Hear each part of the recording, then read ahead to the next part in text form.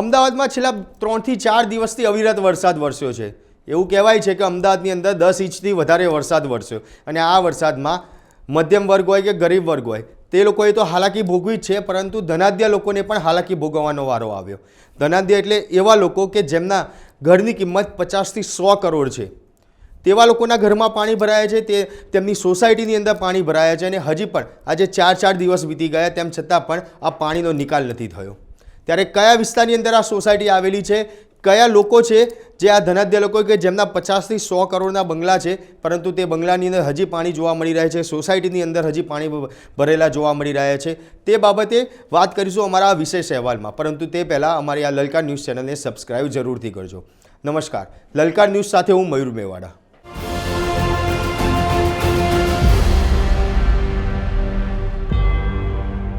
અમદાવાદના બોપલ વિસ્તારમાં આવેલું વસંત બિહાર સોસાયટી, અલગ અલગ વિભાગ આવેલા છે, લગભગ 5 થી 6 જેટલા વિભાગ આ સોસાયટીમાં આવ્યા છે।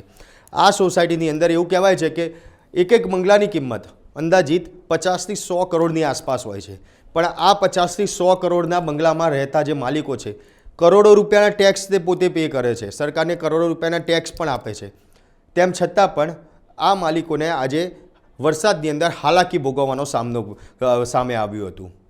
હાલાકી એટલા માટે ભોગવવી પડે છે કે જે સોસાયટી છે વસંત બિહાર, તે સોસાયટીની અંદર 4 દિવસથી પાણી ભરાયેલા છે। માત્ર સોસાયટીમાં નહીં, જે આ 50 થી 100 કરોડના બંગલા આવેલા છે તે બંગલાના અંદર પણ પાણી ભરાયા હોય તેવા દ્રશ્યો જોવા મળ્યા હતા અને તેમ છતાં આજે 4 દિવસ થયા તેમ છતાં પણ આ સોસાયટીમાંથી પાણીનો હજી નિકાલ નથી થયો। અનેક લોકો એવા છે કે જેમની ગાડીઓ આ પાણીની અંદર ફસાયેલી હોય, દ્રશ્યોમાં અત્યારે જોવા મળી રહ્યું છે કે જે ગાડી ફસાયેલી જોવા મળી રહી છે, ત્યાંના જે રહેવાસી લોકો છે, બંગલામાં રહેતા જે લોકો છે કે જે 50 થી 100 કરોડના બંગલામાં રહે છે, તે લોકોએ મુશ્કેલીનો સામનો કરે છે। આજે 4 દિવસ બાદ અમુક વિભાગમાં પાણીનો નિકાલ થયો છે, પણ અમુક વિસ્તાર હજી પણ અમુક સોસાયટીની અંદર અમુક વિભાગ એવા છે કે જ્યાં હજી પણ પાણી ભરાયેલા છે અને લોકો હેરાન પરેશાન થઈ રહ્યા છે। લલકાર ન્યૂઝની ટીમ ત્યાં પહોંચી હતી અને જે અહેવાલ તમને દેખાડી રહ્યા છે, જે ત્યાંની પરિસ્થિતિ અમે તમને દેખાડી રહ્યા છે, તે એકવાર જુઓ કે ખરેખર ત્યાંના લોકોની પરિસ્થિતિ હાલ કેવી છે કે જે 50 થી 100 કરોડના બંગલામાં રહે છે, કરોડો રૂપિયાનો ટેક્સ પે કરે છે, તેમ છતાં પણ આવી હાલાકીનો સામનો કરવો પડી રહ્યો છે। અમદાવાદની અંદર આજે વરસાદ રોકાએ 4 દિવસ થઈ ગયા છે, તેમ છતાં પણ અનેક સોસાયટીઓ છે કે જેની અંદર પાણી ભરાયેલી સમસ્યા જોવા મળી રહી છે।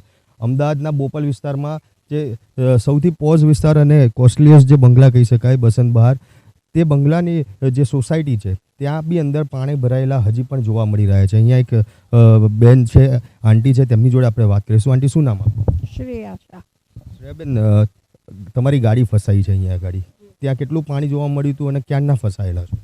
એકચ્યુઅલી પાણી લગભગ 1.5 થી 2 ફૂટ જેવું લાગે છે, પણ અમારી ગાડી છે ને અંદર લઈ આવ્યા ત્યારે અમને ખ્યાલ નહોતો, પણ નીચે ટાંકી હતી, એના કારણે અમારી ગાડી ફસાઈ ગઈ છે। કેટલા દિવસથી આ પરિસ્થિતિ આ રીતની જોવા મળે? હું અહીંયા નથી રહેતી, હું તો મારા ફ્રેન્ડના ત્યાં આવી છું, એટલે મને તો હું આજે જ આવી જશ, તો મને ખ્યાલ નથી કે કેટલા દિવસથી પાણી ભરાયેલું હશે। બિલકુલ, હાલ દ્રશ્યોમાં બી તમે જોઈ શકો છો કે જે આ સોસાયટીમાં જે જવાનો રસ્તો છે ત્યાં આગળ આખો રસ્તો પાણીની અંદર ગરકાવ થઈ ગયેલો જોવા મળી રહ્યો છે।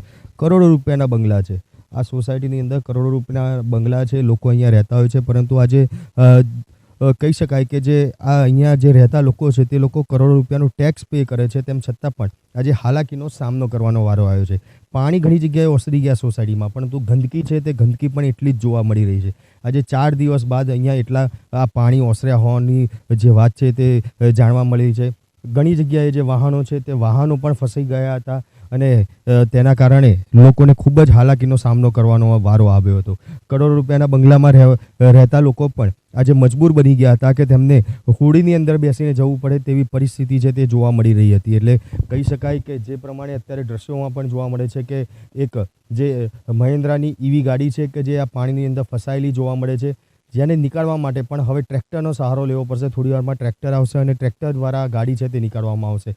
જે પ્રમાણે બોપલ ગુમા વિસ્તારની અંદર પાણી ભરાયા હતા, 4 દિવસથી પાણી ભરાયેલા છે, પાણીનો નિકાલ નથી થયો અને હવે જ્યારે પાણીનો નિકાલ થઈ રહ્યો છે ત્યારબાદ ત્યાં જે પરિસ્થિતિ ઉદ્ભવશે, જે બીમારી છે તે બીમારીના ઘર હવે ત્યાં ઊભા થશે અને લોકોને કદાચ એવું કહી શકાય કે બીમાર પણ વધારે પડશે। કોર્પોરેશન દ્વારા બીમારી ઓછી ફેલાય તેના માટે થઈને દવાનો છંટકાવ, ને તમામ કાર્યવાહી છે તે કરવામાં આવે છે, પરંતુ પાણી ભરાયા હતા અને તે પાણીમાં જે મચ્છરજન્ય જે રોગો થતા હોય છે તેના કારણે બીમારીની ઘર છે તે પણ વધી જતા હોય છે. ત્યારે જે ગરીબ ને મધ્યમ વર્ગનો જે લોકો છે જ્યારે બીમાર પડતા હોય છે ત્યારે નજીકમાં જે સામૂહિક આરોગ્ય કેન્દ્ર આવ્યું હોય ત્યાં આગળ પોતાની બીમારીની દવા લેવા માટે જતા હોય છે. પણ ગુમામાં આવેલું સામૂહિક આરોગ્ય કેન્દ્ર કે જે આખું પાણીમાં ગરકાવ છે, સામૂહિક આરોગ્ય કેન્દ્ર સુધી જવાનો જે રસ્તો છે તે રસ્તો પણ આજે આખો પાણીમાં ગરકાવ છે. ટ્રેક્ટરની અંદર બેસીને કદાચ જવું પડે તેવી પરિસ્થિતિ જોવા મળી રહી છે અને સામૂહિક આરોગ્ય કેન્દ્ર સુધી આજની તારીખમાં લોકો પહોંચી શકતા નથી. ગુમામાં જે 4 દિવસ સુધી પાણી ભરાઈ રહ્યા અને એ પાણીના કારણે કદાચ બીમારી જે ફેલાશે તેને લઈને સામૂહિક આરોગ્ય કેન્દ્ર સુધી જો કોઈને પોતાની બીમારીની દવા લેવા પહોંચવું હોય તો પણ ના જઈ શકે તેવી પરિસ્થિતિ ઊભી થઈ છે. તેમ છતાં બી તંત્ર બેધ્યાન બનીને બેઠું હોય તેવું જ લાગી રહ્યું છે. આજે લલકા ન્યૂઝની ટીમ ત્યાં પહોંચી હતી, તેના દ્વારા આખું ચેક કરવામાં આવ્યું. ટ્રેક્ટરની અંદર બેસીને આખું સામૂહિક આરોગ્ય કેન્દ્ર છે ત્યાં અંદરના દ્રશ્યો દેખાડવામાં આવી રહ્યા છે. તે દ્રશ્યો હું તમને પહેલાં દેખાડીશ કે જે સામૂહિક આરોગ્ય કેન્દ્રની જે હાલત છે, હાલમાં પણ સામૂહિક આરોગ્ય કેન્દ્રની અંદર પાણી ગરકાવ થયેલું જોવા મળી રહ્યું છે. ત્યારે એકવાર એ દ્રશ્યો જોઈએ. ત્યાં ટ્રેક્ટરમાં ફરીને લલકા ન્યૂઝની ટીમ દ્વારા જે આખા દ્રશ્યો દેખાડવાની કોશિશ કરી છે તે તમને દેખાડું. અત્યારે હાલ ટ્રેક્ટરમાં બેસીને હું સવારી કરું છું અને આ ટ્રેક્ટરમાં બેસીને સવારી જે કરી રહ્યો છું, આ સવારીમાં હું પાણીની અંદર જઈ રહ્યો છું. આ દ્રશ્યોમાં તમે જોઈ શકો છો જે પ્રમાણે પાણી જોવા મળી રહ્યું છે. સ્થાનિક વાહન ચાલકોને જો કદાચ અહીંયા જવું હોય ને તો તે લોકો ઇઝીલી જઈ શકે તેવી પરિસ્થિતિ નથી. અને આ દ્રશ્યો છે અમદાવાદના ગુમા વિસ્તારમાં જે સામૂહિક આરોગ્ય કેન્દ્ર આવેલું છે. પાણી અહીંયા એટલું ભરાયેલું છેલ્લા 4 દિવસથી જોવા મળી રહ્યું છે કે જો સામૂહિક આરોગ્ય કેન્દ્રમાં કોઈને દવા લેવા માટે જવું હોય તો પણ જઈ શકે નહીં તેવું એટલું પાણી અહીંયા જોવા મળી રહ્યું છે. અહીંયા ડૉક્ટરો, અહીંનો સ્ટાફ છે તે પણ કદાચ અહીંયા આવતા હશે કે નહીં આવતા હોય એ પણ પ્રશ્ન છે, કારણ કે પાણી એટલું છે કે અહીંયા ટ્રેક્ટરમાં બેસીને અત્યારે સવાર કરવું પડે છે. અને આ પાણી એક આજના દિવસનું નથી, છેલ્લા 4 દિવસથી આ જોવા મળી રહ્યું છે. હાલ સામૂહિક આરોગ્ય કેન્દ્રમાં જે કોઈને દવા લેવી હોય, જો કોઈને કોઈ બીમારી થઈ હોય, કારણ કે 4 દિવસથી બોપલમાં જે પ્રમાણે પાણી ભરાયા છે એટલે રોગચાળો ફાટવાની શક્યતા પૂરેપૂરી દેખાઈ રહી છે. પરંતુ આ રોગચાળામાં ગરીબ અને મધ્યમ વર્ગના લોકો કે જેમને જો દવા લેવા માટે સામૂહિક આરોગ્ય કેન્દ્રમાં આવવું હોય તો તે પહોંચી શકે તેવી પરિસ્થિતિ જ નથી. અને આ પાણી ખાલી વરસાદી પાણી નથી, પરંતુ આ પાણી જે જોવા મળી રહ્યું છે ગટરનું પાણી મિક્સ છે તે પાણી અંદર ભેગું જોવા મળે છે. અને તેના જ કારણે અહીંના જે સ્થાનિક લોકો છે તે લોકોને અનેક મુશ્કેલીઓનો સામનો કરવાનો વારો આવ્યો છે. હાલ બી તમે દ્રશ્યોમાં જોઈ શકો છો. આ પાણી અત્યારે હું તમને દેખાડીશ કે જે કાળા કલરનું પાણી દેખાઈ રહ્યું છે.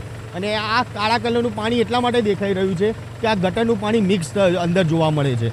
પરંતુ તંત્ર દ્વારા જે અહીંના સ્થાનિક લોકો છે તે લોકોને માટે જાણે કોઈ સંવેદના ના હોય તેવી પરિસ્થિતિ જોવા મળી રહી છે. આ કોર્પોરેશનમાં જે છેલ્લા 2 વર્ષથી બોપલ ગુમા વિસ્તાર છે જે કોર્પોરેશનની અંદર સામેલ કરવામાં આવ્યો, પરંતુ કોર્પોરેશનમાં સામેલ કર્યા પછી કોર્પોરેશન દ્વારા ટેક્સ લેવામાં આવે છે, પરંતુ આ ટેક્સનો બેનિફિટ જે અહીંની જે સામાન્ય જનતા છે તેને થવો જોઈએ તે બેનિફિટ નથી જોવા મળતો. એટલા માટે કારણ કે બોપલમાં છેલ્લા 4 દિવસથી પાણીમાં ગરકાવ બોપલ ગુમા વિસ્તાર છે તે જોવા મળી રહ્યો છે. પાણીનો નિકાલ કરવાનું તો ગયું, પરંતુ જે અહીંના સ્થાનિક લોકો છે તે લોકોને પણ અનેક મુશ્કેલીનો સામનો કરવાનો વારો આવ્યો છે.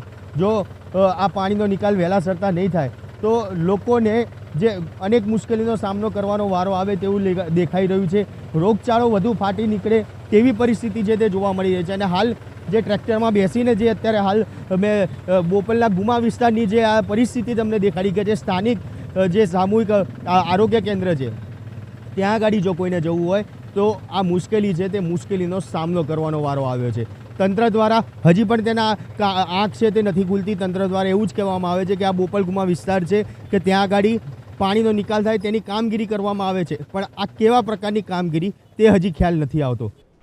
બોપલ ગુમાની અંદર જે પરિસ્થિતિ જોવા મળી રહી છે, 50 થી 100 કરોડના જે બંગલા ધરાવતા લોકો માલિકો છે કે જે લાખો કરોડો રૂપિયાનો ટેક્સ ભરી રહ્યા છે, તે માલિકોની હાલત પણ આજે બેહાલ બની ગઈ છે. અને તેમ છતાં પણ તંત્ર દ્વારા માત્ર એવા બહાનાબાજી કરવામાં આવે છે કે બોપલ ગુમાનો જે વિસ્તાર છે તે વિસ્તાર એ પ્રકારે ખાડાવાળો છે કે ત્યાંથી પાણીનો નિકાલ કરવો મુશ્કેલ પડી રહ્યો છે, પરંતુ ધીમે ધીમે તે પાણીનો નિકાલ કરવામાં આવી રહ્યો છે. આજે 4 દિવસ વીતી ગયા, તેમ છતાં પણ હજી સુધી આ પાણીનો નિકાલ નથી થયો. જે કરોડો રૂપિયાની એટલે કે 50 થી 100 કરોડના બંગલા ધરાવતી આ સોસાયટી છે, તે સોસાયટીની અંદર પણ હજી એ જ પાણી જોવા મળી રહ્યા છે.